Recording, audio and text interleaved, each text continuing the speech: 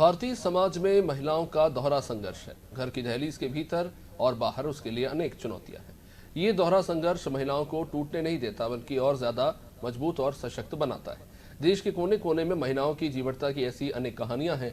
इन महिलाओं ने कठिन संघर्ष के बीच अपना मुकाम बनाया है। इनमें से एक है नसरुल्लागंज की सुश्री अनीता श्रीवास्तव। नसरुल्लागंज के निकट एक छोटा सा गांव है लाड़कुई। लाड़कुई में लाड़ प्यार से पली अनीता के जीवन में उस वक्त तूफान आ गया जब 19 वर्ष की उम्र में ही पिता का साया उनके सर से उठ गया। पिता वन परिक्षेत्र में बाबू के पद पर पदस्थ थे। उनके देहांत के बाद सारी जिम्मेदारी अनीता के कंधे पर आ गई। मजबूत इरादों वाली अनीता ने हिम्मत नहीं हारी। उन्होंने लगातार संघर्ष किया। परिवार में दोनों बड़ी बहनों को संबल दिया। अपने से छोटे 2 भाई बहनों का सहारा बनी। अनीता न केवल आत्मनिर्भर हुई, बल्कि अपने भाई बहनों को भी पढ़ा लिखा कर काबिल बनाया। आज लिटिल कॉन्वेंट स्कूल की संचालिका के रूप में उनकी अलग पहचान है। छोटे स्तर से प्रारंभ हुआ यह स्कूल अब हायर सेकेंडरी तक पहुंच गया है। कोरोना संकट के दौरान भी अनीता ने गरीब तबके की दिल खोलकर सहायता की। वह लाड़कुई महिला मोर्चा की मंडल अध्यक्ष भी हैं। आर्थिक स्थिति बहुत ज़्यादा कमजोर थी और फिर मैंने लाड़कुई में एक प्राइवेट स्कूल में 150 रुपये से नौकरी करी। ट्यूशन करती रही, सिलाई बुनाई कढ़ाई करके इस तरह से अपनी एजुकेशन करी।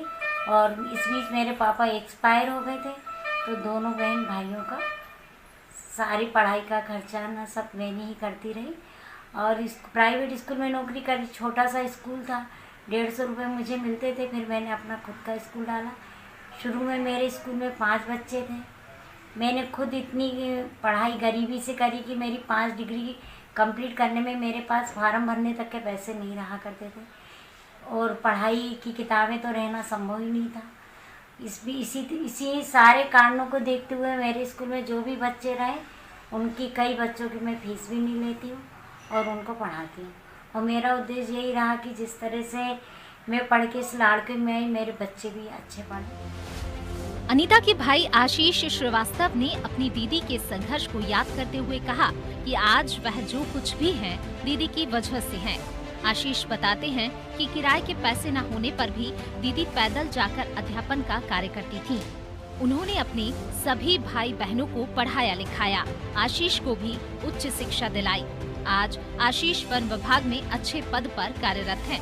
परिवार के बाकी सदस्य भी सुखी और संपन्न हैं।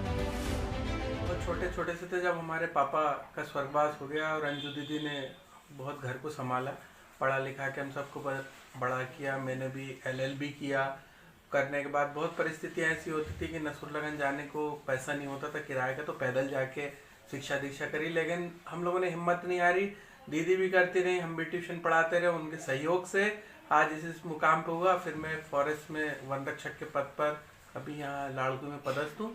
बढ़िया दिनचर्या और रूटीन चल रही है, सभी के आशीर्वाद से। परिवार को काबिल बनाना भी देश को ताकतवर बनाने के समान है। कठिन परिस्थितियों में बहुत से लोग राह भटक जाते हैं, लेकिन अनीता जैसी सशक्त महिलाएं अपना मार्ग तय करती हैं और दूसरों को भी रास्ता दिखाती हैं। इस महिला दिवस पर अनीता के जज्बे को सलाम है। नसरुल्ला